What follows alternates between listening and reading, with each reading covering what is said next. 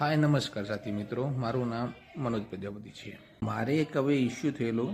कि मारे मारा डिवाइस में my Aadhaar card application download थी अने मैं सिक्योरिटीना कारणोसर मारू बायोमेट्रिक अंदर लॉक करेलू हतुं। हवे प्रॉब्लम एवो थयो कि आधार कार्ड साथे जे मोबाइल नंबर लिंक छे ते मोबाइल नंबर जियोनुं सिम कार्ड हतुं, परंतु शुं प्रॉब्लम थयो मने खबर नहीं, परंतु ये सिम कार्ड अचानक बंद थई गयुं। हवे ज्यारे हूँ नवुं सिम कार्ड लेवा माटे गयो ते त्यारे जियोना सिम कार्ड वाळाए मने एवुं कीधुं कि साहेब आपनुं बायोमेट्रिक लॉक छे, माटे नवुं सिम कार्ड इश्यू नहीं थई शके केम के आधार ओटीपी ना आवे। ओके,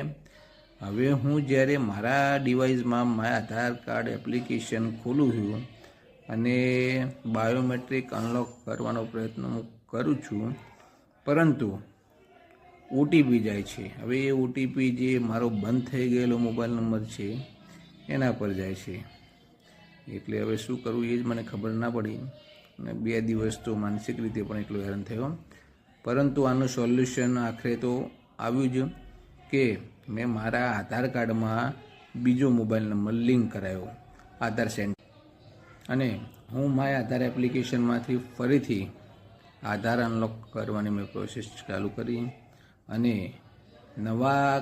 लिंक करेल मोबाइल पर ओटीपी आव्यो अने मैं मारू आधार अनलॉक करावी दीधुं अने त्यारबाद